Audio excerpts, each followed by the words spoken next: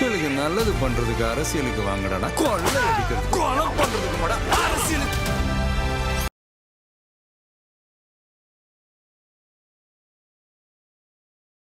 இனி இன்ப இதெல்லாம் முதலமைச்சரா வருவேன் நினைக்கிறேன். ரொம்ப ஹைப் கொடுக்குறாருல்ல. ம். திமுக ஜெயிலுக்கு போயிரும், திமுக ஜெயிலுக்கு போயிரும். நான் அப்படி சொல்லவே இல்லையே. திமுக பாடம் கத்துக்கிட்டதே ஜெயில தான். 1 2 3 நாங்க ஆவணா எழுதுனதே ஜெயில இருந்து தான் நாங்க கத்துக்கிட்டோம். என்னமோ புதுசா வந்து என்னமோ இன்னைக்கு உள்ள போயிருவீங்க, அப்போ இந்த இதெல்லாம் இப்பயே சாப்பிட்டு எங்க வச்சுக்கோங்க. பாடம் எனக்கு ஒன்றும் கத்துக்கிட்டு அங்கே புரியல. போய் இருந்துதான்னு சொல்றான். ம். நான் என்ன சார் வாத்தியா பேசுறேன்? நீ எங்க போய் எங்க இருந்தேன்னு சொன்னியோ, எங்க வளர்ந்தேன்னு சொன்னியோ, எங்க கத்துக்கிட்டேன்னு சொன்னியோ, அங்கேயே உன் சகாக்களையும் சேர்த்து அனுப்பிச்சு வைக்கிறேன்னு சொல்றான். உங்களுக்குன்ற உங்க 2 பேருக்கும் ரொம்ப பிடித்தமான நபர் திரைத்துறையில இருந்தவர் அவர்தான். அதுதான் சார் இப்படி போகுது. இப்படிதானே போகும். எனக்கு புரியல. அதான் பாம்பு இப்படிதானே போகுது. இது என்ன இப்படி போகுது? கேட்க நேரம் சரியில்லை, அதான் அப்படி போகுது. இந்த மரம் ஏறுற பாம்பா? மரம் ஏறுற பாம்பா? என்ன இழவு பாம்பா? எந்த பாம்பா இருந்தாலும் இப்படிதான் போகணும். இல்ல அது கொஞ்சம் வளர்ந்த பாம்பா இருக்கு. 6 அடிக்கு மேல இருக்கும். 6 அடி காத்து தானே. ஆத்தாடியோ. ஐயோ, ஒவ்வொரு அமைச்சருக்கும் கொடுத்த இலாக்காவை தொடர்ச்சியாக அவர் கண்காணிச்சு கொண்டே இருக்க போறாரு. அதற்கேற்ப எல்லாருக்கும் தகுதி இருக்கு, செயல்பட போறாங்க. இப்படி பேசி பேசிதான் நீ உதயநிதி இவங்களுக்கு என்ன பிரச்சனை? அவ்வளவு என்ன பிரச்சனை? இல்ல அதான் சொல்றேன். இல்ல டீ வித்தவரு பிரதமரா இருக்கலாம், ஆனா இவங்க வந்து ஒரு அமைச்சரா இருக்க கூடாதுன்னா டீ வித்தவரு பலாப்பழம் வைக்கலாம். ம். அதுக்கப்புறம் இப்ப திமுகவில் சேரலாம். ம். என்ன சார்? என்ன சார்? இல்ல டிவி தரணும்னு நீங்க எங்கேயோ போனோம், டக்குன்னு இங்கே நின்னுட்டீங்களேன்னு யோசிக்கிறேன். இங்க டீ வித்த நம்ம ஊர்ல உள்ளூர்க தேனிக்காரரே இருக்கும்போது தேனிக்காரர். உள்ளூர் ஆட்டக்காரன் நான் இருக்கும்போது இருக்கு. வெளியூர் ஆட்டக்காரரை பத்தி வெளியூர் பேசலாமா? ஆட்டக்காரனை பத்தி எப்படி பேசுறது? இல்ல அது கரெக்ட் தான். இல்ல இப்படிலாம் சொன்னீங்கன்னா சைக்கிள் ஸ்டாண்ட்ல டோக்கன் கிழிச்சு கொடுத்துருந்தாங்கன்னா நாங்க வந்து அமைச்சரா இருந்திருக்கோம்ல. அப்ப புலி மண்டி வச்சு புலி வித்துக்கிட்டு புளியா வரையலாம் வந்து ஒரு முறை வந்து முதலமைச்சர் வந்து உட்கார்ந்துருக்காரு. விவசாயி கூட இருந்திருக்காங்க, டெல்டாக்காரங்க எல்லாம் வந்து இருந்திருக்காங்க. ரெட்ரோலுக்ஸ் நெஞ்சங்களுக்கு வணக்கம், நான் கார்த்திக். இன்றைய நேர்காணலில் நம்முடைய இணைந்திருப்பவர் தமிழக வெற்றி கழகத்தினுடைய மாநில செய்தி தொடர்பாளர் திரு ராவுத்தர் இப்ராஹிம் அவர்கள். வணக்கம் சார். வணக்கம் சார். ஜோ வணக்கம். வணக்கம் சார். எப்படி இருக்கீங்க? நல்லா இருக்கேன். சொல்லுங்க. நல்லாதான் இருப்பீங்க அப்படிங்களே. நல்லா இருப்பாரு அவருக்கு என்ன. நம்ம ஆட்சி தளபதி சொன்னது போல வந்து கான்பிடண்டா இருங்க, நல்லா இருப்போம். நல்லா இருப்போம், எல்லாரும் நல்லா இருப்போம்.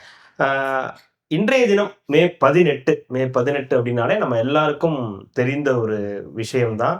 அந்த மே 18 அந்த தேதியை எந்த தமிழர்களும் உலக தமிழர்களும் வந்து மறக்க முடியாது அப்படின்றது நம்ம எல்லாருக்குமே வந்து தெரிந்த விஷயம். அதுவும் குறிப்பாக 2009 நடந்த அந்த குரூரம் இது வந்து தமிழர்களால் ஏற்றுக்கொள்ளவே முடியாத ஒரு சம்பவம் அப்படின்னும் போது, அதுக்காக இன்னைக்கு வந்து அதற்கான நினைவேந்தல் அதெல்லாம் வந்து நடந்துகிட்டு இருக்கும்போது உங்களுடைய தலைவரும் வந்து அதற்காக வந்து ஒரு ட்வீட் போட்டிருக்காங்க. அது அந்த இதை வந்து நம்ம நெஞ்சில் ஏந்துவோம் அப்படின்னு சொல்லி. உங்களுடைய முள்ளிவாய்க்கால் இனப்படுகொலை என்பது யாராலும் மறந்தோ அதை கடந்தோ போக முடியாது. இன்றைக்கு முதலமைச்சராக இருக்கக்கூடிய தளபதி விஜய் அவர்கள் வந்து அன்றைக்கே நீங்கள் பார்த்தீங்கன்னாக்கா அதற்காக வந்து அந்த உண்ணாவிரத போராட்டத்தில் கலந்து கொண்டதாக இருக்கட்டும். 37 இடங்களில் வந்து பார்த்தீங்கன்னாக்கா அவருடைய ரசிகர் மன்றம் சார்பாக வந்து எல்லா இடத்துலையும் உண்ணாவிரத போராட்டம் நடந்துச்சு. நிச்சயமாக இது வந்து ஏற்றுக்கொள்ள முடியாது, சீக்கிரம் இந்த போர் முடிவுக்கு வரணும்னு சொல்லிட்டு ஒரு போராட்டம், உண்ணாவிரத போராட்டம் இருந்தார். கண்டன ஆர்ப்பாட்டம் நடந்துச்சு. பல விஷயங்கள் முன்னெடுத்தார்கள்.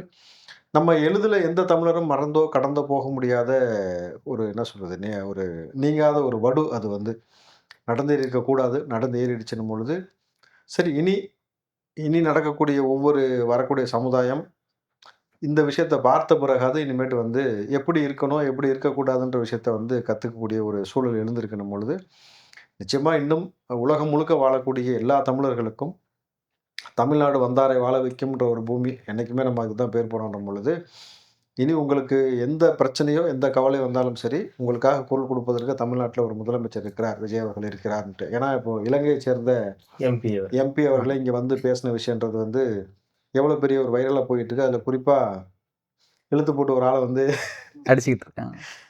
அண்ணனை வந்து ஒரு சாத்து வந்தவொடனே ஒரு சாத்தி விட்டு அவர் பாட்டுக்கு அங்கேயே சாத்தியாச்சு. அங்க சாத்து வந்து டோர சாத்தியாச்சு.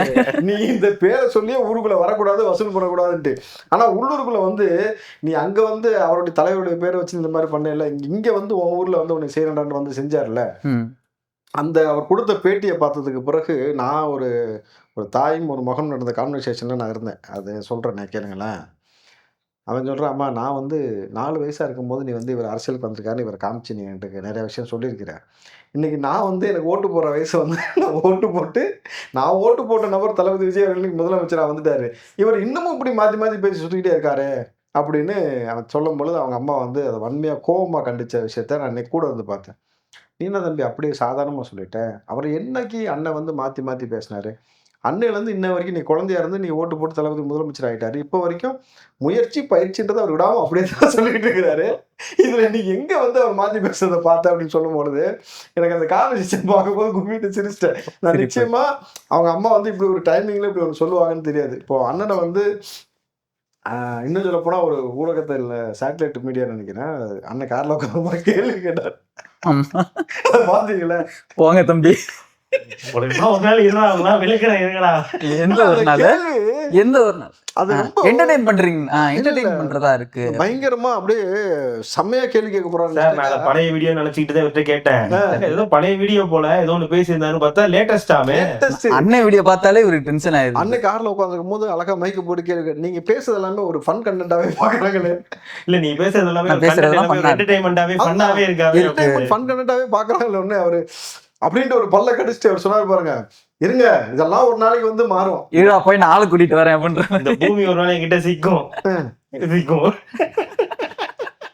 அதாவது அந்த நெறியாளோட மைண்ட் செட்டு இன்னும் எங்களை பயிர்த்து அது இவரை பார்க்கும்போது நமக்கு இல்ல சார் பாவம் இன்னமும் அப்படி பேசி சுத்துறாரு. அவர் அதுக்கு முன்னாடி ஒரு இதே மாதிரிதான் போய் அந்த பழைய தலைமுறை என்ன பண்ணாங்க கேட்டாங்க. இந்த எலெக்ஷன் முடிஞ்ச எங்கேயோ போயிட்டு இருந்தாரு ஏர்போர்ட்ல. பழைய தலைமுறை கேட்கல, இது வந்து ஆமா அதுதான் நினைக்கிறேன். ஃபர்ஸ்ட் அன்னைக்கு பழைய தலைமுறை தான். பழைய தலைமுறை போய் கேட்டாங்க. பழைய தலைமுறை போய் கேட்டதுக்கு அப்புறம் உங்க தம்பி புதிய அரசு அமைஞ்சிருக்கு என்ன நினைக்கிறீங்க, புதிய அரசு அமைஞ்சிருக்கு அப்படின்ட்டு போயிட்டாரு. வேற ஏதோ சொல்ல வந்த போங்க வேலையை பாருங்க தம்பி அப்படின்ட்டு போயிட்டாரு. அப்ப அவர் பாட்டுக்கு வானம் தொட்டு போனா அப்படின்ட்டு போயிட்டாரு. போங்க போய் வேலையை பாருங்கும் போது நீ எப்படி வேலையை பார்க்க மாட்டே எங்க போற சொல்லிட்டு போனா உங்களுக்கு என்ன வேலை இருக்கு அப்படின்னு. அதுதான் சரி இங்க வந்து ஏதாவது வாய கலையில விட்டா அண்ணன் மறுபடியும் ஆரம்பிப்பாருன்னு பார்த்தேன். ஏன் இப்ப எடுத்தோடனே ஒருத்த வந்து நீங்க பேசுறதெல்லாம் ஃபன்னா பாக்குறாங்க, நீங்க எப்படி பாக்குறீங்க? அவர் இருக்கும் ஒரு நாளைக்கு உங்க எல்லாத்துக்கும் அப்படின்ட்டு போனார்ல. பண்ண முடியாது, ஒண்ணும் பண்ண முடியாது. நான் அந்த மாநாடு போட்டிருக்கோம்ல நீங்க 18ல, எப்பயுமே 18 நாள் ஞாபகம் வருது அண்ணன் மட்டும்தான். யாரு? மேதகு இல்லையே இவரு அது ஞாபகம் வராது, அது வேற எதுக்காக தான் ஞாபகத்துக்கு வரும். திரள் அண்ணனுக்கு இன்னும் கூட இருக்கிற ஆட்கள் எல்லாமே ரொம்ப ஒரு மாதிரி மனச்சோர்வு, உடல் சோர்வு எல்லாமே ஆயிடுச்சு. நீங்களாம் எனக்கு புரியல, நீங்கெல்லாம் வந்து ஒரு தாவேக்கா நிர்வாகின்னு சொல்றீங்க. ஆனா நீங்க வந்து விஜய் அவர்கள் ஏதாவது இல்ல நான் சொல்றீங்க. பட் ஆனா நீங்களோ அமைச்சராக இருக்கக்கூடிய ஆனந்த் அவர்களோ ஆதவ அர்ஜுன் அவர்களோ யாருமே அந்த அளவுக்கு விஜய் அவர்களை ஃபாலோ பண்றது கிடையாது. நாம் தமிழர் கட்சி நிர்வாகிகளை தாண்டி எந்த நேரம் 24/7 விஜய் விஜய் விஜய் விஜய் அப்படின்னு விஜய் பின்னாடி சுத்துறதே அவங்கதான், நீங்க எல்லாம் கிடையாது. அவரை ஃபாலோ பண்றதே அவங்கதான். ஃபாலோ பண்றோம் சார். ஃபாலோ பண்ணி என்ன ஆச்சு? சரி wherever you go I will follow. அச்சுடாகா அச்சுடாக இல்ல ஓடபோன் இல்ல அதுதான் ஓடபோன் தான். அச்சுடாக இருக்கும்போது விளம்பரம் போயிடுச்சு. wherever you go I will follow அப்படின்ட்டு. சரி ஓகே. அப்புறம் வந்து கிஸ் மீ டைரி மில்க் வந்து கிஸ் மீ இது வந்து அது பெங்களூர்ல வந்த ஆடு. வேற பெங்களூர் வேற ஆடு இருக்கு. அதுலயே கிஸ்மிலே வேற ஏதாவது இருக்கும். ஓ சரி நம்ம விஷயத்துக்குள்ள வருவோம். தம்பிங்க அப்புறம் எதிர்பார்த்துக்கிட்டு இருப்பாங்க. இல்ல இதுலயே இன்னொரு ஒரு இது இருக்கு. இந்த நிகழ்வு நடந்தது பாத்தீங்கன்னா காங்கிரஸோட பீரியட்ல வந்து நடந்துச்சு அப்படின்றாங்க. இப்ப காங்கிரஸ் கூடயே கூட்டணி வச்சிருக்காங்கன்றப்போ இது வந்து மக்கள் கிட்ட ஒரு பேச்சு வந்து போயிட்டு இருக்கு. இல்லையே ஒரு அந்த நிகழ்வு அவங்க தானே நடத்தினது, அவங்க கூட இப்ப போய் கூட்டணி வச்சிருக்காருன்ற மாதிரி ஒரு பேச்சும் போயிட்டு இருக்கு. சரி, இது வரலாற்றுல இதற்கு முன்பாக நடந்து முடிந்தேறிய ஒரு விஷயம், வரலாற்று பிழை. அது யாருமே மறுக்கிறதுக்கு இல்லை. இன்னைக்கு காங்கிரஸே அதை மறுக்குது. காங்கிரஸே வந்து நீங்க அதுக்கு மூத்த தலைவரே வந்து நடந்திருக்க கூடாதுன்னு தான் பல நபர்கள் பேசிட்டு இருக்காங்க பொழுது இனியும் அப்படி ஒரு சம்பவம் வந்து வரலாற்றுல எங்கேயும் நடக்காது. இன்னும் குறிப்பா பார்த்தீங்கன்னாக்கா இந்த முறை தளபதி விஜய் அவர்கள் வராமல் போயிருந்தாக்கா அந்த இனப்படுகொலை தமிழ்நாடு நடந்துக்கிறதுக்கான வாய்ப்பு தான் அதிகம். ஏற்கனவே வந்து அப்படிதான் நடந்துகிட்டு இருந்துச்சு. உங்களுக்கு மொத்தமாக கொள்ளல, கொஞ்சம் கொஞ்சமாக ஒரு பக்கம் சாராயத்தில் கொண்டாங்க, கொஞ்சம் ஒரு பக்கம் சாதியில் கொண்டானுங்க, ஒரு பக்கம் வீடு பூந்து பெண்களை தூக்குறதா இருக்கட்டும், பல விஷயங்கள் இருந்தாங்க. பத்திரிகையான கடத்தி கொண்டு போய் வச்சு அடிக்கிறானுங்க. அதே கேமராவில் கனிமூலம் திருடினதுக்கு எந்த நடவடிக்கையுமே இல்லை. ஹாஸ்பிட்டலுக்கு போனால் கிட்னி உருவிட்டு விட்டுறானுங்க, எந்த நடவடிக்கையுமே இல்லை. எல்லாமே இப்படி போயிட்டு இருக்கும் பொழுது இனி வரலாற்றில் இது போன்ற சம்பவங்கள் நடக்காமல் இருப்பதற்காக தான் இன்றைக்கி தளபதி அவர்களை தேர்ந்தெடுக்கிறாங்க. முதல் முறையாக சட்டமன்றத்தை வந்து கோடிக்கணக்கில் லைவ்ல பார்க்குறானுங்கனாக்கா ட்ரமாட்டிக் சேஞ்சில் இது வந்து. ஸோ அது நடந்தேறி முடிந்தது. இன்றைக்கு வரலாறு நமக்கு ஒரு தலைவனை கொடுத்திருக்கிறது. புதிய சகாப்தத்தை எழுத தொடங்குவோம். சட்டசபை டெய்லி நடக்காதான்னு கேக்குறாங்க. டெய்லி எல்லாருக்குமே அந்த ஆசை இருக்கு சார். இப்போ எப்ப சட்டசபை மறுபடியும் கூடும் இதான் கேள்வியா இருக்கு. மெசேஜ் வருது சார். அண்ணா என்னன்னா சட்டசபை அவ்வளவுதானா, இது 2 நாள் தான் நடந்துச்சு, எப்ப சார் கதவு திறப்பீங்கன்ற மாதிரி. நம்ம எனக்கு தெரிஞ்ச வரைக்கும் நான் வேணா சொல்றேன், அடுத்த 10 நாள்ல திருப்பி கூடும். 10 நாளுக்குள்ள உங்களுக்கு வந்து வெள்ளை அறிக்கை வெளியே வந்துடும் சார். அதற்கான சீக்கிரமாவே 10 நாளுக்குள்ள உங்களுக்கு வெள்ளை அறிக்கைக்கான தயார் பண்ணக்கூடிய வேலை நடக்குது. ஏன்னா எதிர்கட்சிகளின் அழுத்தத்தின் காரணமாக வெள்ளை அறிக்கை வருது. இல்ல கேளுங்க, அப்படின்னு சொல்லுவாங்க. வெள்ளை அறிக்கை வந்திருக்குது, வெள்ளை அறிக்கை உங்களுக்காக தானே வந்திருக்கு, அதுதான் நாங்க தான் அழுத்தம் கொடுத்தோம். செய்யதாண்டா வருது. அதுதான் நீ கேட்ட உனக்கு நான் கொடுத்தேன், மக்களுக்காக இல்ல சார். நான் கேட்டது ஒண்ணு, ஆனா அவர் கொடுத்தது மாதிரி. சட்டசபையில பாருங்க, இந்த வெள்ளை அறிக்கை வந்ததுக்கு பிறகு சட்டமன்றத்துல ரேகிங் நடக்காம இருந்தா நல்ல விஷயம்னு சொல்லி எதிர்பார்க்கலாம். கிட்டத்தட்ட அது போலதான் வந்து அன்னைக்கு வாயிலேயே பேசின செந்தில் பாலாஜில இருந்து, அமைச்சர் சேகர்பாபுல இருந்து, முன்னாள் அமைச்சர் சேகர்பாபுல இருந்து, உதயநிதியில இருந்து என்ன செய்ய போறார்கள். ஏன்னா என்டையரா இப்போ வந்து அமைச்சர் பதவி கொடுத்தாச்சு. அந்தந்த இலாக்காவில் இருக்கக்கூடிய அதிகாரிகளை கூப்பிட்டு ஆய்வு பண்ணி மேற்கொள்ள சொல்லி முதலமைச்சர் உத்தரவிட்டார். பொழுது அந்த வெள்ளறிக்கை கொடுப்பதற்கான துரிதமான வேலைகள் நடந்து கொண்டிருக்குது. எல்லாத்துடைய தகவலும் எடுத்துக்கிட்டு இருக்கிறாங்க சார். எனக்கு தெரிஞ்சு ஒரு 10 நாள்ல வெள்ளறிக்கை வந்துடும். அதற்கு பின்பாக நிச்சயமாக சட்டமன்றம் கூடும். சூப்பரா இருக்கும், எக்ஸலண்டா இருக்கும். தெரியல எப்படி ஃபேஸ் பண்ணுவாங்கன்னு தெரியல. ஆல்ரெடி அவர் ஸ்டாலின் அவர்கள் வீட்டுக்கெல்லாம் போயிட்டு வந்திருக்காரு. எல்லாரும் ஒருவேளை அவங்க சைடு ஏதோ ஒரு குற்றம் இருந்துச்சுன்னா, இந்த முதல்வன் படம் பாணியே வந்து நடந்துகிட்டு இருக்குன்றாங்க. லாஸ்ட் பாலா வந்து முதல்வரையே கைது பண்ண போவாங்கல்ல, அந்த மாதிரி இவரும் வந்து போவாரா? இல்ல அதுக்கு முன்னாடி காட்சியெல்லாம் நம்ம இருக்குல்ல, அதெல்லாம் நம்ம சுவாரஸ்யமான. இப்போ நீங்கள் எடுத்தோன்னே கிளைமேக்ஸ்க்கு ஏன் போறீங்க? வாங்க இனிஷியல் ஸ்டேஜில் வாங்க.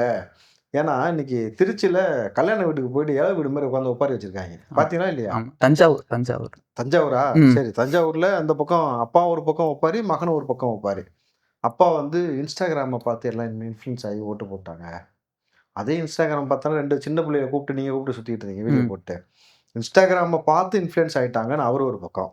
இவர் வந்து கவர்ச்சியை பார்த்து மயங்கி விட்டார்கள். யார்? உதயநிதி சொல்றாரு. கவர்ச்சியை பார்த்து மயங்கிட்டாங்க, அந்த பக்கம் போயிட்டாங்க, குழந்தைகள் போகிறது போல போயிட்டாங்க. அதுக்கப்புறம் வந்து அதுலேருந்து தெளிஞ்சு அம்மாவுக்கிட்டே வந்துடுவாங்க. அது போல் வந்து நாளைக்கு வந்துடுவாங்க. எது இது அம்மாவா? ஏன்டா நேற்று வரைக்கும் அப்பானுக்கிட்டு இருந்தீங்க, நேற்று வரைக்கும் அப்பா தானே சொல்லி சுற்றிட்டு இருந்த லேபிள் வச்சுட்டு, இப்போ என்ன தாயே? நம்ம என்னென்ன போஸ்டரும் ஒட்டி பார்த்தோம், அப்பான்னு ஒட்டி பார்த்தோம், நம்புற மாதிரி இல்ல. அண்ணன் சகோதரன், நான் தான் உங்க அண்ணன் சகோதரன், ஒர்க் அவுட் ஆகல. இப்போ அம்மாவுக்கு வந்து தாய் அப்படின்னு வந்திருக்காங்க. அதையும் இன்னைக்கு எடுத்தாச்சுல்ல, இன்னைக்கு எடுத்தாச்சு. அம்மாவை தூக்கியாச்சு. அம்மா உணவகம் இல்ல அம்மா உணவுக்கு வரேன். அதுக்கு முன்னாடி நான் இங்க வரேன். அதாவது கவர்ச்சியை பார்த்து மயங்கி வந்து போயிட்டாங்க இன்ஸ்டாகிராம்ல. அதுக்கப்புறமேட்டு தாய் வீட்டுக்கு வந்துருவாங்க. கவர்ச்சியை பார்த்து காலை தேடி மயங்கி போன ஆள் யாரு தெரியாது. ஊருக்கே வந்து இது போட்டு காமிச்சிட்டு இருக்காரு. யாரு கவர்ச்சியை பார்த்து ரீட்வீட் போட்டது? யார் கவர்ச்சியிலேயே சுத்தினது? தெரியாம மிஸ்டேக் ஆயிருச்சு. நைட்டு தாய் சுத்தினது யாரு? ஸோ அப்போ கவர்ச்சியின் பக்கம் போயிட்டு நீங்கள் தாயை தேடி வந்திருக்கிறோம் அது போல வந்துருவாங்கனாக்கா ஒட்டுமொத்தமாக எனக்கு ஒன்றும் புரியல சார். ஒரு 18 வயசுல இருந்து ஒரு 40, 45, ஒரு 50 கூட வச்சுக்கோங்க அந்த இது வயசை. அதுல வந்து இன்ஸ்டாகிராம் மூலியமா நீங்க இன்ஃப்ளூயன்ஸ் பண்ணிட்டீங்கன்னா கூட சரி, ஆமா இன்ஸ்டாகிராம் இன்ஃப்ளூயன்ஸ் ஆயிடுச்சுன்னு சொல்லலாம். 60, 65, 70, 75, 80 அந்த பல்லு போன அந்த பாட்டி இருக்காங்கல்ல, அவங்க ஓட்டு போட்டதா வந்து சொன்னாங்களே, யாருக்கு ஓட்டு போட்டீங்க விசில் அடிச்சு காட்டினாங்களே, அந்த பாட்டி என்ன இன்ஸ்டாகிராம்லயா வந்து சொல்லிக்கிட்டு இருக்கு. அதான ஸ்டாலின் சொல்றாரு, அந்த சின்ன குழந்தைங்களாம் இன்ஃப்ளூயன்ஸ் பண்ணிட்டாராம். அந்த குழந்தைங்க போய் பெரியவங்களை கன்வின்ஸ் பண்ணி போட்டிருக்காங்க. அப்ப அவ்வளவு பேரும் கன்வின்ஸ் ஆறாங்கனாக்கா அப்போ அவ்வளவு பேரும் உனக்கு காரி துப்பிருக்காங்க தானே அர்த்தம். இப்ப குழந்தைங்களுக்கே தெரிஞ்சிருக்கு. இதுவே நீ இப்பதான் கண்டுபிடிச்சிருக்க. அதுதான் சொல்றேன். இப்போ இல்ல அந்த சொல்ல வந்து சொல்றதுக்கு தவறிட்டார். அதாவது விஜய் அவர்கள் சொன்ன சொல் இருக்கு பாத்தீங்களா, குழந்தைகள் எல்லாத்தையும் சொல்லி குழந்தைங்க தான் இந்த ஆட்சி அமையறதுக்கான காரணம்ன்றப்போ நீங்க எல்லாம் சொல்லி அவங்க அப்பா அம்மா கிட்ட வந்து சொல்லி ஓட்டு கேட்டு விசிலுக்கு ஓட்டு போட சொல்லுங்கன்றனா இந்த வார்த்தையை நான் சொல்லாம விட்டுட்டேன். அதனாலதான் போட்டு கிழிச்சிருப்பாங்க. ஆமா இல்ல 16ஆம் காரியம் பண்ணி கேள்விப்பட்டிருக்கேன்.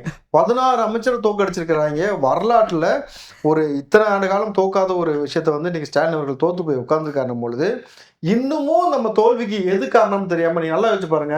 முதல் நாள் ஸ்டாலின் பேசுறாரு, இந்த தோல்விக்கு நான் தான் காரணம், பொறுப்பேற்றுக் கொள்கிறேன். 2வது நாள் பேசுறாரு, இதுக்கு குழந்தைகளுக்கு காரணம், இன்ஸ்டாகிராம் காரணம். எதிர்கட்சியா செயல்படுறதுக்கு ஒத்துக்கிறோம்ட்டாங்க.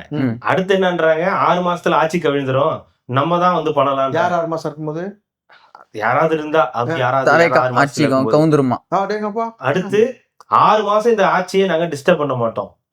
இப்படி எல்லாமே முன்னுக்கு பின் முரணாதான் இருக்கும். இப்படி ஒண்ணு பேசுறது, இங்க ஒண்ணு பேச, அப்படிதான் வந்து போயிட்டு இருக்கு. ஆனா இன்னமும் அவங்க வந்து ஒரு விஷயத்த வந்து கன்வே பண்ண நினைக்கிறாங்க. என்னன்னா, இன்ஸ்டாகிராம் தான் வந்து இதை வந்து பண்ணிருக்கு, இன்ஸ்டாகிராமால மட்டும்தான் நம்ம இப்படி ஆயிட்டோம் அப்படின்னு அவங்க வந்து நம்புறாங்க. அவங்க இன்ஸ்டாகிராம்ல இறங்குறாங்க சார். இன்ஸ்டாகிராம்ல இறங்கி அரசியல் பண்ண போறதா போயிட்டாங்க. காலம் தேடாத, கண்டதையும் தேடாத. அதுதான் நீங்க சொல்லக்கூடாது. நாங்க அப்படி ஸ்க்ரோல் பண்ணும்போது 2-3 இந்த பக்கம் போறதுதான் ஜாலியா. நீங்க போறதுதான் உங்க வரலாறு தெரியும். திருவாரூர்ல இருந்து இப்படி போய் தானே இந்த மாதிரி முச்சத்துல இருந்து உட்காந்துருக்கீங்க. மறுபடியும் இன்ஸ்டாகிராம் பக்கம் போக சார். நான் கேக்குறேன் இல்ல இருங்க, டிவியை திறந்தாலே, யூடியூப்பை திறந்தாலே, இன்ஸ்டாகிராம் திறந்தாலே ஸ்டாலின் தொடரட்டும், நாடு நாசமா போகட்டும் விளம்பரம் கொடுத்தது யாரு?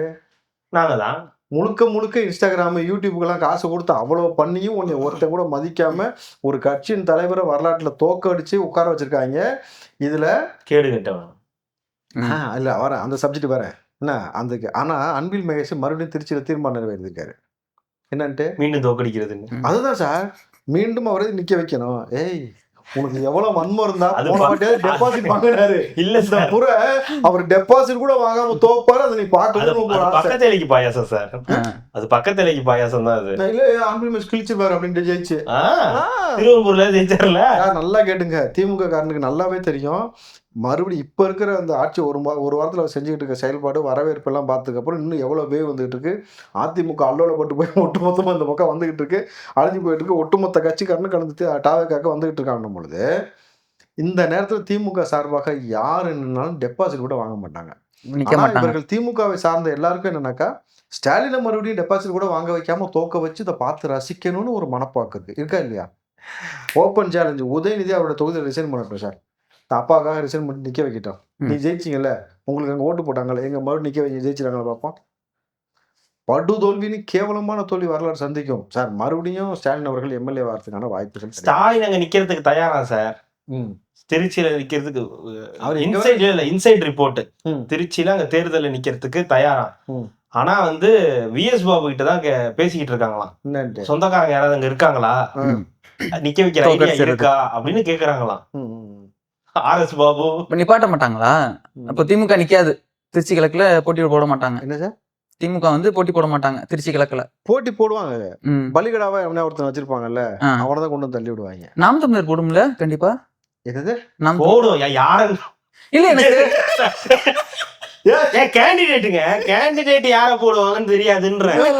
இல்ல இல்ல இல்ல நீங்க திமுக வந்து நிப்பாட்டினா ஓகே, நாம் தமிழ் சார் இதுக்கு மேல வந்தாதான். அதுல எனக்கு ஒரு பெரிய சந்தேகம் வந்து ஒண்ணு இருக்குது. இடைத்தேர்தல் ஆர்கே நகர் இடைத்தேர்தல்ல போட்டி போட்டாங்கல்ல, நாம் தமிழர் போட்டி போட்டாங்கல்ல. நான் ஒருத்தரை ஜெயிச்சு நாங்க எதுக்கு சட்டமன்றம் போகணும், நாங்க ஜெயிச்சா 234 தான் போகணும் அப்படின்னு நன்றாங்க. அப்புறம் எதுக்கு ஒரு தொகுதியில மட்டும் போட்டி போடுறாங்க? ஏன் போட்டி போடாம இருந்துடக்கூடாதுன்றதுக்காக போடுறது. அதாவது நீங்க 234, நான் ஒத்தாளா நான் உள்ள போய் என்ன பண்ண போறேன், எனக்கு அது தேவையில்லை, 234 தான் நான் உள்ள போவேன். ஒத்தாளா உள்ள போய் நீ பண்ணதுனாலதான் தோத்த ஐயா. 234 போக போறது இல்ல, ஒண்ணு ஜெயிச்சும் உள்ள போக போறது இல்ல. இந்த கேள்வியை விட்டுட்டு இந்த கேள்வி எனக்கு இருக்கு, ஒத்தாலா உள்ள போய் என்ன பண்ண போறேன்னு கேக்குறாரு சீமானா. ஒத்தாலா உள்ள போய் பண்ணதனுடைய விளைவு தான் நீ படுதோல்வி அடைஞ்சிருக்கு. கரெக்டா?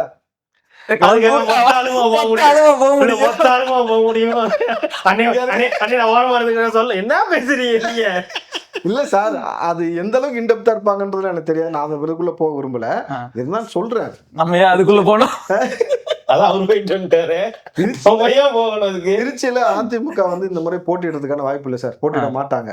நான் இப்பயே சொல்லிடுறேன், அதிமுக போட்டியிடாது. நாம் தமிழர் வழக்கம் போலதான், புரியுதுங்களா? எந்த அதிமுக போட்டியிடாது? போட்டியிடாது, அது ஒண்ணு இருக்கா?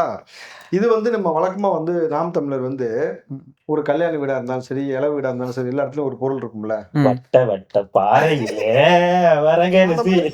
அந்த அது ஒரு பக்கம் வந்துட்டு கிடக்குன்னு வச்சுக்கலாம். திமுக யாரை முன்னிலைப்படுத்தினாலும் யார் நிக்க தயாரா இல்லைன்றதுனாலதான் உள்ள வந்து ஸ்டாலின் உள்ள இழுத்து விடுறாங்க எல்லாரும் சேர்ந்து.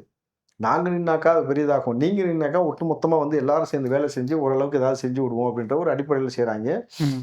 என்ன செஞ்சாலும் சரி எழுதி வச்சுங்க, திருப்பி ஸ்டாலின் அவர்கள் எம்எல்ஏவாக மாறி சட்டமன்றத்துல வருவதற்கான வாய்ப்பு இனி இல்ல போற இடம்லாம் இப்போ வந்து ம். ரீல்ஸ் ம். இன்ஸ்டாகிராம் ம். சோசியல் மீடியா தான் போச்சு அப்படின்னு பேசிக்கிட்டு இருக்காங்க. சரி. இப்ப ரீசெண்ட் டேஸ்ல கவனிச்சீங்கன்னா ம். தற்குறின்ற வார்த்தையை யாருமே யூஸ் பண்றது இல்ல. அதான் சொல்ல வந்தேன். ஏன்டா இன்ஸ்டாகிராம்ல இப்ப இருக்க எல்லாம் அத்தனை ஜென்சி பேரையும் கிட்ஸ் மாறிட்டாங்க. இன்ஸ்டாகிராம்ல இருந்த எல்லா இளைஞர்களையும் தற்கொலைன்னு சொல்லிட்டு இப்ப நீ அதுக்குள்ளேயே வரைய வெல்கம் டு தற்கொலை அப்படின்னு கூப்பிட முடியும்? எனக்கு தெரிஞ்ச அவர் வந்து ஃபோனோஃபோபியால வந்து பாதிப்பு அடைச்சிருப்பாருன்னு நினைக்கிறேன். ஃபோன் யூஸ் பண்ணிக்கிட்டே ஒரு இதா இருப்பாங்கல்ல, அந்த மாதிரி வந்து ஃபோனோஃபோபியா. நிறைய ரீல்ஸ் பார்த்து ரீல்ஸ் வேற ஆள் தானே? வேற ஆள் தானே அப்படி போனை தடவிக்கிட்டே இருந்தது? என்ன சார் அப்படி தடவிக்கிட்டே இருக்கும், நல்லா வளவளன்னு இருக்குன்னு அப்படி தடவினாப்புல அது அப்படியே இங்கிட்டு. ஆனா வந்துருச்சு. வாரியர்ஸ் அடுத்த செகண்ட்ல எடுத்தாங்க சார், அதுதான் ஹைலைட். அவர் இந்த கேளுங்க, தடவுனது 2 மணிக்கு நைட்டு, அப்ப 2 மணிக்கு எங்க ஆள தந்தவன் அப்படி தடவி இப்படி உள்ள வந்து ரீட்வீட் ஆன செகண்ட்ல ஸ்கிரீன்ஷாட் எடுத்துட்டாங்க. ஸ்கிரீன்ஷாட் எடுத்தா மட்டும் போதாது, ரெக்கார்டு ஸ்கிரீன்ஷாட் ரெண்டையும் எடுத்துட்டாங்க. 10 நிமிஷம் கழிச்சு அதுக்கப்புறமேட்டு பயங்கர வைரல் ஆகுது, 1/2 மணி நேரத்துல வைரல் ஆகுது, அடிச்சுட்டாங்க போனை. ஏன் என்னையா பண்ணி வச்சிருக்க, உன்னுடைய செய்திங்க வைரல் ஆச்சுன்னு அடுத்து அது வந்து வெளியில வராப்புல. ஆனா அதுக்குள்ள எடுத்து வைரல் ஆக்கி விட்டாங்க. நீங்க யங்ஸ்டர்ஸ்ட இனிமேட்டு அரசியலுக்குள்ள வந்துட்டாங்க பொழுது உங்களை முடிச்சு விட போறது அவங்க தான். இனி அடுத்தடுத்து எந்த பிள்ளைகள் வந்தாலும் சரி, நீ திமுகவுக்கு சிம்ம சொப்பனமா விளங்க போறதே தாவேக்காவுடைய இளைஞர் பட்டாளம் தான் சார். அப்ப இந்த புலம்பல் தொடர்ந்துகிட்டு தான் இருக்கும், இந்த இன்ஸ்டாகிராம் ரீல்ஸ் இதனால தொடர்ந்து சொல்ல முடியாது. ஏன் சொல்ல முடியாது, ஆட்சிக்கு வந்துருவாங்க. 6 மாசம் கழிச்சு திருப்பி தேர்தல் நடக்கும் இருக்கா? அதுவே பழகிருங்க சார். அதுக்கப்புறம் திரும்ப புலம்புனா 1 வாட்டி 2 வாட்டி புலம்புனாக்கா ஓகே பாப்போம். இங்கேயே பேசிக்கிட்டு இருக்கு. ஒரே மணிக்கு புலம்பிட்டு ஏய் நீ இன்னுமா போல அப்படின்ற மாதிரி இருக்கும். 6 மாதத்தில் ஆட்சி கவிழும், சரி வாங்க பேசிக்கிட்டே போவோம். அதுதான் சொல்றேன், நீ இன்னுமா திருந்தல அப்படின்ற மாதிரி கண்டுக்க மாட்டாங்க. எப்படி வந்து சீமான புறந்தள்ளாங்களோ அதே போல திமுக புறந்தள்ளக்கூடிய நிகழ்வு தான் இப்ப நடந்துகிட்டு இருக்கு. திமுகன்றது ஒரு ஆலமர கட்சி, 75 வருஷம். நீங்க இலையெல்லாம் புடுங்கியாச்சு, சீமானோட கம்பேர் பண்ணிட்டு இருக்கீங்க. சொன்னேன், நீ 24 கூட்டணி வச்சு ஆலமரத்தை முட்டை கொடுத்தாலும் உன் வேர்ல உப்பை போட்டு சுடுதண்ணியை ஊத்தி இந்த முறை உன்னுடைய அதிகாரத்தை புடுங்குவான் பத்தி பேசியிருக்கோமா? எத்தனை முறை பேசணும், செஞ்சுட்டோமா? இப்ப என்ன பண்ணுவ ஆலமரம்? பேஸ்ட். நீ உதயநிதி நினைச்சாலும் முடியாது, இன்பநிதி நினைச்சாலும் முடியாது. அவரை முதலமைச்சராக்கணும் கனவு கொண்ட எல்லா பேரும் வந்து டிக்கெட் வாங்கிக்க. பருவம் மாறும் மீண்டும் துளிர்க்கும். எங்க இன்ஸ்டாகிராம்லயா இருக்கலாம், துளிர்க்குமாம்ல, துளுக்கட்டும் துளிர்க்கும். துளிர்த்ததையே கிழிச்சு 2ஆ பிச்சுட்டு அந்த பக்கம் போட்டாச்சு. இப்படி மழைலாம் நினைச்சதை பட்டுன்னு அடிச்சு முடிச்சு விட்டாங்க. இந்த ரெண்டு இலையை வந்து 2 பக்கம் பிடிச்சு ஒதிச்சு விட்டாங்க. இது எங்க போய் துளுக்கும்? நடுவுல.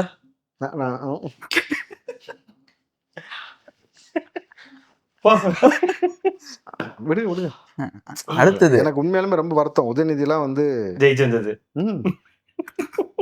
ஆனா உண்மை சார், நீங்க சேகர் பாபு ஜெயிச்சிட்டாரு. வேணும் சார், சில நபர்களுக்கு காலம் வந்து இப்படிதான் தண்டனை கொடுக்கும். நீங்க நம்ம ஒரு படம் பார்த்துருக்கீங்களா?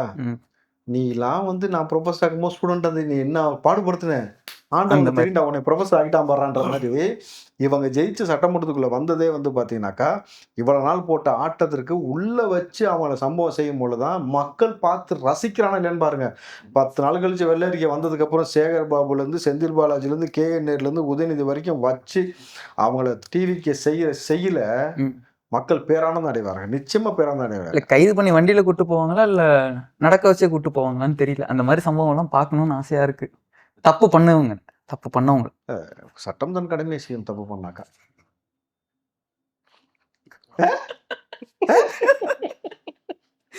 படத்துல எல்லாம் அப்படித்தானே கூட்டு போவாங்க, படத்துல நடக்கிறது தானே இப்ப நிஜத்துல நடக்குது. கரூர் இன்சிடென்ட் நடக்காத ஒரு பிரச்சனையை விஜய் அவர்கள் தான் செஞ்சாருன்னு சொல்லி கைது பண்ணணும். அதுவும் அவரை வந்து ஒருமையில எவ்வளவு வார்த்தையை பயன்படுத்தி பேசினானுங்க, என்னென்னலாம் சொன்னானுங்க, எழுதி வச்சிங்க. வரலாறு இப்போ வந்து மாறிக்கிட்டே வந்துருச்சுல பாருங்க. அம்மா உணவகம் இது கடந்த காலங்கள்லயே திமுகவுடைய ஆட்சி காலத்திலேயே அவங்க ஆட்சிக்கு வரும்போதே அம்மா உணவகம் வந்து அப்படியே தான் இருக்கும், நாங்க எதுவும் பண்ண மாட்டோம், அம்மா உணவகம்ன்ற பேரை கூட மாத்த மாட்டோம், அப்படியே தான் தொடரும் நாங்க. ஆனா ஆட்சிக்கு வந்த முதல் நாளே அம்மா உணவகம்ன்ற அந்த போர்டை தான் ஃபர்ஸ்ட் வந்து திமுக சொன்னதை அப்படியே செஞ்சாங்க. நீங்க அப்படிலாம் பேசுவீங்க. அதான் எதுவும் பண்ண அம்மா மாட்டோம், உணவகம் அப்படியே இருக்கு. எதுவும் அதுதான் சொல்றேன், பண்ணல. எதுவும் பண்ண மாட்டோம்னு சொல்லி எதுவுமே பண்ணல. டிஸ்டர்ப் பண்ண மாட்டோம். ஃபர்ஸ்ட் நாளே இதான் பண்ணாங்க. ஆனா அந்த அம்மா உணவகம் கடைசி வரைக்கும் எதுவுமே பண்ணப்படல. அதற்கான பராமரிப்பு இல்ல. நிறைய கடைகள் மூடப்பட்டுச்சு. மூடப்பட்டுச்சு. ஆமா. பாதி அம்மா உணவகம் இடிஞ்சு விழுந்துச்சு. தமிழ்நாட்டுல மொத்தம் 620 அம்மா உணவகங்கள் இருக்குன்றாங்க. சென்னையில மட்டுமே 300க்கு மேல வந்து இருக்கு. ஒரு தம்பதியோட தலையில ஓடு விழுந்து ஆமா. ஹாஸ்பிடல் அட்மிட் ஆனதா அந்த நம்ம மாதிரி. பேசியிருக்கோம். அந்த மாதிரி தொடர்ச்சியா இப்போ மோசமா இருக்கு. நம்ம பேசிட்டு இருக்க ஒரு அரை மணி நேரத்துக்கு முன்னாடி முதலமைச்சர் ஜோசப் விஜய் அவர்கள் வந்து ஒரு இது பண்ணியிருக்காரு, உத்தரவு போட்டிருக்காரு. அம்மா உணவுகளை மீண்டும் வந்து புதுப்பிக்கணும் அப்படின்னு சொல்லி ஒரு உத்தரவை வந்து போட்டிருக்காரு. அப்படின்றத எப்படி பாக்குறீங்க? அம்மா உணவகம் பெயர்லயே தொடரட்டும். தொடரும். அது ரொம்ப இல்ல, இப்ப இந்த 1000 ரூபாய் போட்டப்ப கூட கலைஞர் மகளிர் உரிமை தொகை தான் வந்துச்சு. எதுவுமே மாத்தல. ஸோ இது வந்து நல்ல ஸ்கீம் சார். ஏன்னா ஏழைகள் எவ்வளவு பசியா இருந்தாங்க, குறிப்பா அந்த கொரோனா டயத்துல எவ்வளவு பேருக்கு அது பெரிய வாழ்வாதாரமா இருந்துச்சு. ஒட்டுமொத்தமா ஒரு பெரும் கூட்டம் வந்து வேலையில இழந்துட்டாங்க. வேலை இழந்த பொழுது பல நபர்கள், அதுவும் பேச்சுலர்ஸா இங்க தங்கி வேலை பார்த்துக்கிட்டு இருந்தவங்க, எல்லாத்துக்கும் வேலை பண்ண அத்தனை பேருக்கும் உணவு கொடுத்து ஜெயலலிதா அவர்களை எந்த நோக்கமா வச்சு ஆரம்பிச்சாங்கன்னாக்கா, அந்த ஏழையா இருக்கிறவங்க, பசிப்பட்டினியா இருக்கவங்க, முதியவர்கள், இந்த மாதிரியான மாற்றுத்திறனாளிகள்லாம் உணவு உண்ணுக்கட்டும், அவங்க நல்லபடியா இருக்கட்டும். ஆனால் இது பெரிய ரோல் ப்ளே பண்ணுச்சு அந்த கொரோனா டயத்துல. அதுக்கப்புறம் திமுக ஆட்சிக்கு வந்ததுக்கு பிறகு அந்த அம்மா உணவகம்ன்ற பேர் இருப்பதாலேயே வந்து பார்த்தீங்கன்னாக்கா அது பராமரிப்பு இல்லாமல் போச்சு. ப்ராப்பராக உணவு இல்லை. பாதி உணவகங்கள் மூடப்பட்டது. பாதி உணவகத்தில் பார்த்தீங்கன்னாக்கா ஒன்று காலையில் ஃபுட் இருக்காது, நைட்டு ஃபுட் இருக்காது. இந்த இஷ்யூஸ் நிறைய போச்சு. இன்னைக்கு சிறந்த முறையில் வந்து அதை உணவு வந்து நீங்கள் கொடுக்கணும். அதை பர்ச்சேஸ் பண்ணுறதுக்கு எங்கேருந்து பர்ச்சேஸ் பண்ணலாம், எந்தெந்த எதுலேருந்து நிதி பெறணும், அதே பேரில் தொடரணும். இன்னும் பார்த்தீங்கன்னாக்கா அம்மா உணவகம் நிறைய இடத்துல இனி வந்து நிச்சயமாக இனிஷியேட்டிவ் பண்ணி கொண்டு வருவார். எங்கெல்லாம் பிரதானமாக கிராமப்புறங்களில் வந்து தேவைப்படுகிறதோ அங்கெல்லாம் கொண்டு வருவதற்கான முன்னெடுப்பு எடுக்கணும்னு சொல்லியும் கோரிக்கை வச்சுருக்காங்கன்னும் பொழுது இது ஒரு எக்ஸ்ட்ராடினரி ட்ராமாட்டிக் சேஞ்சாக இருக்கும் சார்.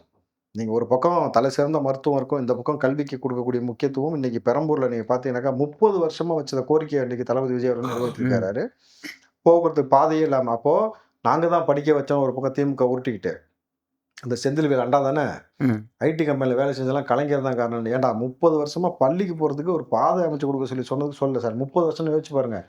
3 பேட்ச் +2 முடிச்சு ஸ்கூல் விட்டு வெளியில் போயிடுச்சு.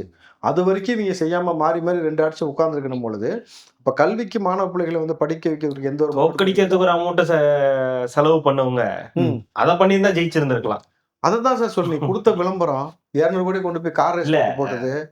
விஜய் அவர்களை தோக்கடிக்கிறதுக்கு பெரம்பூர்ல செலவு பண்ண தொகையை அதுக்கு கொடுத்திருந்தாலே அது பல விஷயங்கள் அங்க மாறி இருக்கும்ன்ற. அதான் மாறிடுச்சு. இப்ப மாறிடுச்சு. இப்ப எல்லாமே மாறிடுச்சு. அவ்வளவுதான் மாறிடுச்சு. அதனாலதான் குளத்தூர்ல விஎஸ் பாபு களம் இறங்கியிருக்காரு. இந்த பக்கம் பெரம்பூர்ல பார்த்தீங்கன்னா தளபதி இப்போ அந்த பாதையை செஞ்சு கொடுத்துருக்கிறாரு. ஒரு சின்ன பிள்ளை போட்ட ட்விட்டு பார்த்துட்டு இந்த குப்பை கிடங்கை வந்து ஆய்வு பண்ண சொல்லி ரெடி பண்ண சொன்னது. இன்னொரு சின்ன குழந்தை வந்து அந்த வெள்ளை துண்டு சேர்ல வந்து நீங்க போட்டு உட்கார்றது வந்து அது வெள்ளைக்காரனுடைய அந்த செய்கை. அது வந்து அவங்களுடைய கௌரவமாகவும் அந்தஸ்தாகவும் காட்டுவதற்காக அந்த வெள்ளை துண்டு போட்டிருக்காங்க.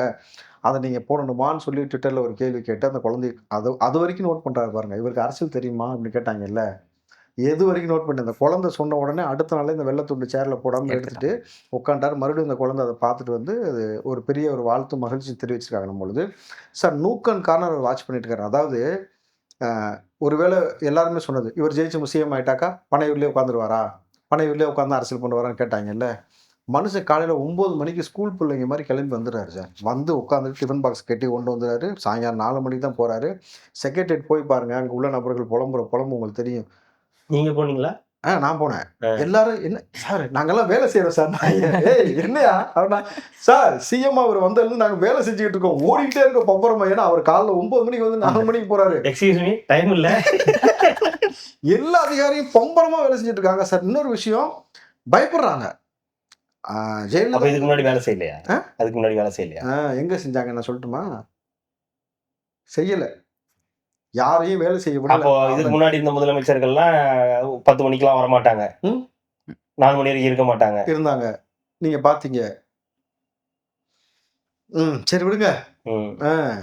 கிட்டத்தட்ட அவ்வளவு தூரம் வேலை செஞ்சதுனால தான் நம்ம இன்னைக்கு இந்த மாதிரி இடத்துல உட்காந்து பேசிக்கிட்டு இருக்கோம், இன்டர்வியூ எடுத்துக்கிட்டு இருக்கோம். லாஸ்டா எலெக்ஷன் வந்த போது மட்டும் பம்பரமா சுத்தி எல்லா இடத்துக்கும் போயிட்டு காசை கொடுத்து ஓட்ட போட்டு அப்படியே விளம்பரம் பண்ணோன்னு ஜெயிச்சிருவோம்னு நினைச்சாங்கல்ல. மக்கள் செம்மடி அடிச்சாங்க. இன்றைக்கு ஜெயலலிதா அம்மையாரை விட மிக ஸ்ட்ரிக்டா இருக்கிறாருன்றத இன்னைக்கு சொல்றாங்க. எவ்வளவுக்கு எவ்வளோ ஃப்ரெண்ட்லியா இருக்கிறாரோ, அவ்வளவுக்கு எவ்வளோ ஸ்ட்ரிக்டாவும் இருக்கிறாரு. அவ்வளவுக்கு எவ்வளோ நூக்கன்காரர் ஒவ்வொரு துறையை பற்றியும் அவர் இன்டெப்தா அவர் பேசும்போது, அவருக்கு என்ன சார் தெரியும்? என்ன துறையில அவருக்கு அப்படி சொன்னவங்க தான் இங்க அவ்வளவு பேர் வருத்தப்படுறாங்க. ஸோ அப்ப எவ்வளவு அரசியல் புரிதல் இருக்கு, எவ்வளவு விஷயம் தெரிஞ்சிருக்கிறாரு. ஒட்டுமொத்த சிஸ்டத்தையும் கையில எடுத்து வேலை செஞ்சுட்டு இருக்காரு. அமைச்சர் பெருமக்களுக்கு உத்தரவு போடுறாரு. டக்கு டக்கு டக்குன்னு வேலை நடக்குதுன்னும் பொழுது ரொம்ப என்ன சொல்றீங்க? பெரிய பெரிய இதுக்கு முன்னாடி நான் தான் சீனியர், நாங்க தான் ஆட்சியவே வழி நடத்தணும்னு சொன்ன அதிகாரிகள் முதற்கொண்டு அலர்றாங்க. இவங்க இதுக்கு முன்னாடி நினைச்சாங்கனாக்கா, புது கவர்னன்ஸ் புதுசா வந்திருக்கு. ஆனா அந்த கெத்து இல்லையே சார். ஒரு சிஎம்மோட கெத்து இல்லையே சார். கெத்துனா அந்த அவர் CM பார்க்கும்போது chairல ஒரு வந்து சிஎம்மான CM ஒரு அப்படின்லாம் சொல்ற மாதிரி இந்த கெத்து இல்லையாமே சொல்றாங்க. இந்த இது ஒரு வெள்ளரிக்கை வரட்டுமே, ஒரு 2 மாசம் போட்டுமே, ஒரிஜினல் சிஎம்மோட கெத்தை பார்ப்பீங்க. அலறுவாங்க. நீங்க பாருங்க, தப்பு செஞ்ச ஒவ்வொருத்தனும் அலறி ஓடி அடிச்சு, பாதி பேர் அவர் சொன்ன மாதிரி டெல்லியில போய் காலில் விழுவான்.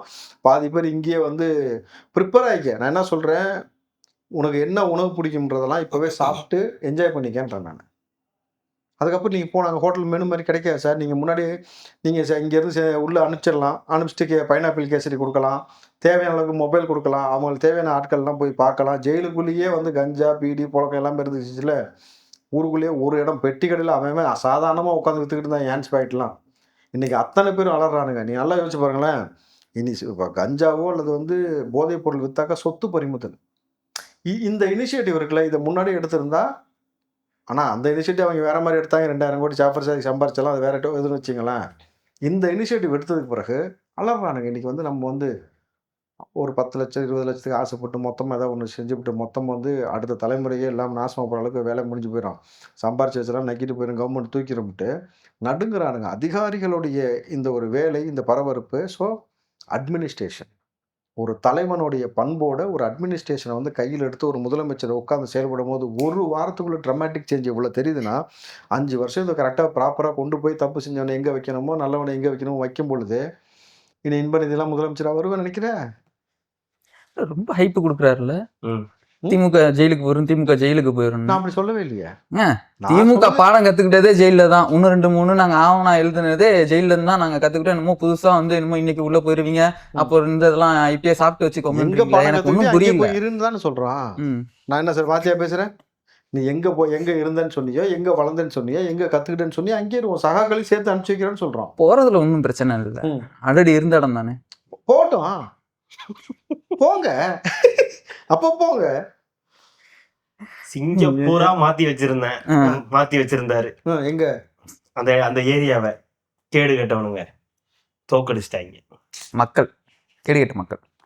சிங்கப்பூரா நீ பார்த்த சிங்கப்பூர் போயிருக்கேன். இப்ப சிங்கப்பூர்காரனை பார்த்தான்னு வச்சுக்கலாம், நாளைக்கு அவன் கேட்க கூட ஆச்சரியப்படுறான். இருக்கும் சார். இந்த எக்ஸிபிஷன் எல்லாம் போடும்போது சென்னையில் வந்து தாஜ்மஹால் அப்படிலாம் போடுவாங்க பாத்தீங்களா, இந்த இது போடுவாங்க. அதே மாதிரி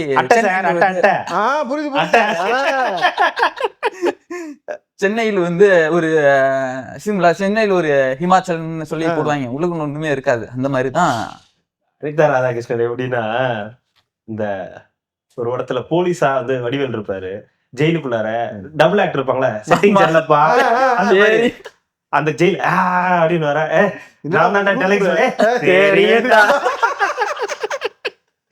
இது அனிதா ராதாகிருஷ்ணனுக்கு கிட்டத்தட்ட வந்து வாயில வாஸ்து சரியில்லை.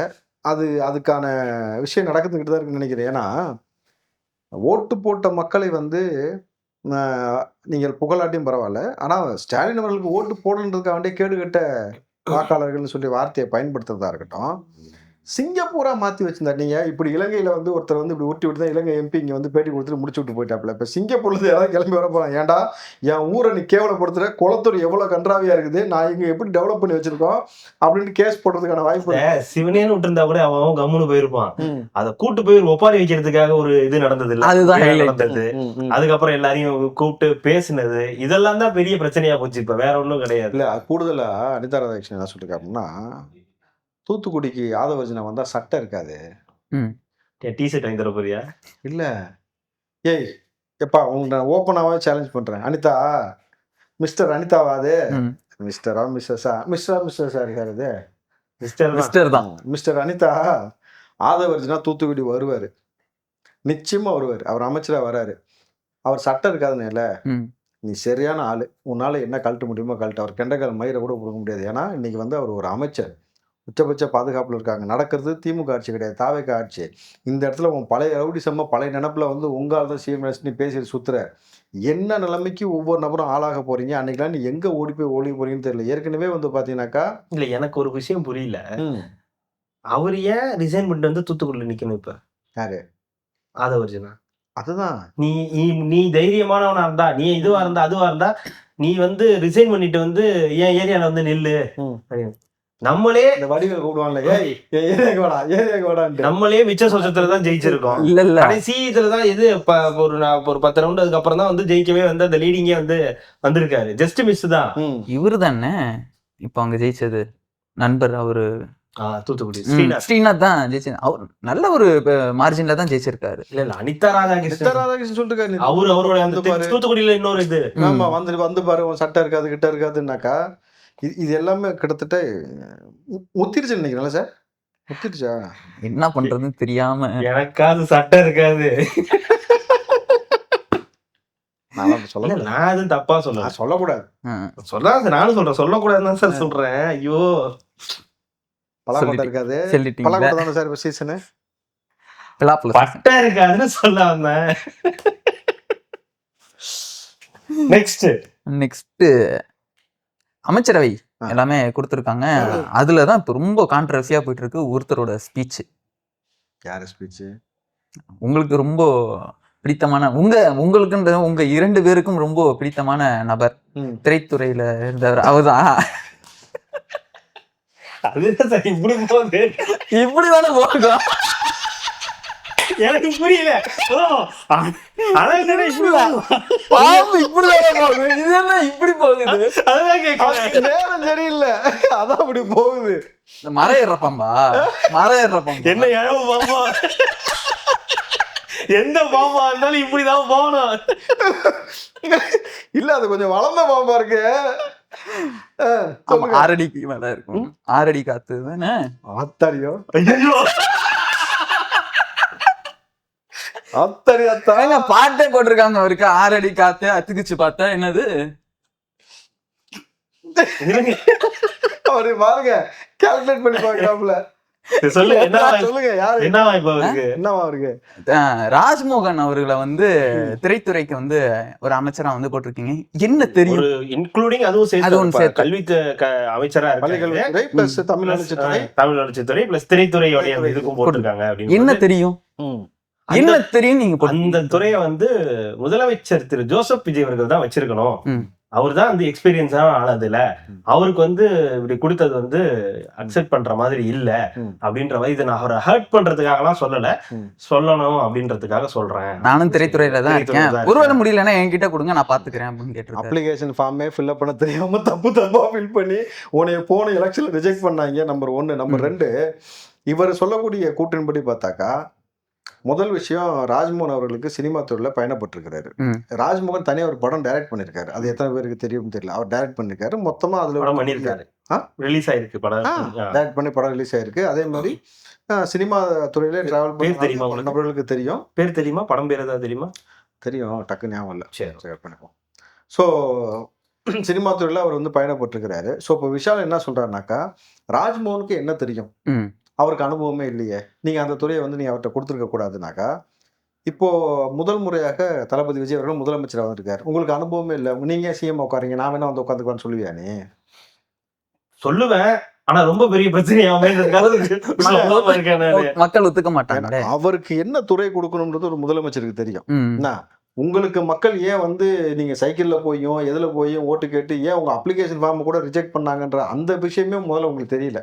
கரெக்டுங்களா? நீங்கள் வந்து நடிகர் சங்கத்துக்கு வந்ததுக்கு அப்புறம் நான் சொன்னீங்க இந்த பில்டிங்கை கட்டி முடிச்சிடுவேன், அதுக்கப்புறம் தான் எங்களால் முடிப்பேன் அப்படின்னு சொன்னீங்களே. விஜயகாந்த் அவர்கள் நடிகர் சங்கத்தில் தலைவராக இருக்கும் பொழுது பெரும் கடனை வந்து அவர் வந்து பல நிகழ்ச்சிகள் நடத்தி, கலை நிகழ்ச்சி நடத்தி தீர்த்து வச்சு எக்ஸ்ட்ரா வந்து கையிருப்பு இருக்க மாதிரி பணத்தை வச்சிருந்தார். நீங்கள் வந்ததுக்கப்புறம் இப்போ என்ன செஞ்சுருக்கீங்கன்னு ஒரு விஷயம் இருக்குல்ல.